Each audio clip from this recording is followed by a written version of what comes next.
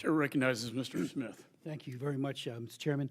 Thank you for calling this extraordinarily important hearing. You know, lessons learned without accountability. We have to have accountability. This is, I think, perhaps the most important hearing that we have had, and I want to thank you for convening it. Let me just add a couple of questions, very limited time.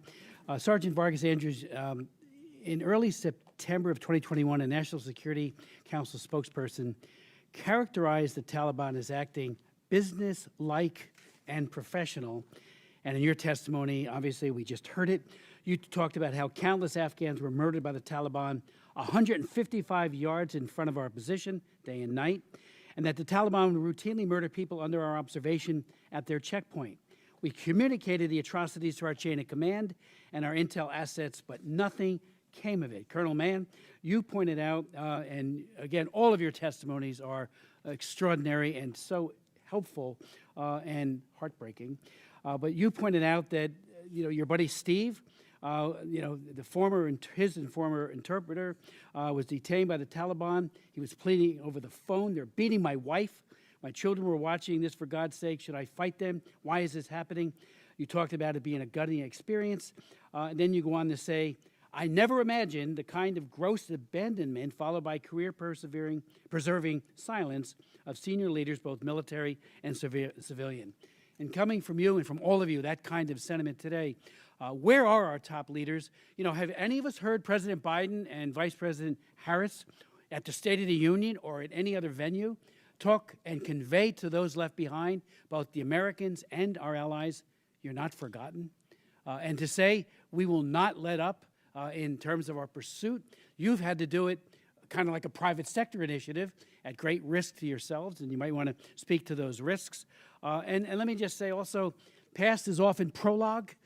We know that, and I read People's Daily and Global Times every day, and they have one editorial after the other telling the people of Taiwan right now, look at what Biden did in this egregiously flawed exodus to the people of Taiwan. America will not have your back. And, it's important that we always have the back of our friends and allies. These are people who bled with you, lost their lives with you.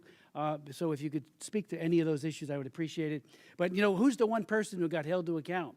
An officer who went on social media criticizing the exodus. They threw the book at him.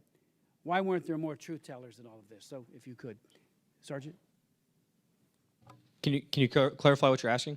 Well, I am asking about this lack, the two sets of information that went out. People telling us that they were professional, that they're acting, with decorum, certainly and businesslike, when you were seeing a completely opposite phenomenon right in front of you, people getting killed at their checkpoints, and you saw it firsthand.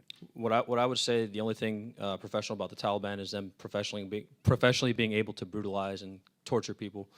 There was no sense of civility or being what you would consider a regular human being. Right. In that situation. I mean, the Taliban were out there doing what they've done best as long as we've been at war with them, yeah. As long as they've been an organization. They continue to brutalize people in front of us because they knew that they could, because we weren't going to do anything about it, and that's exactly what happened.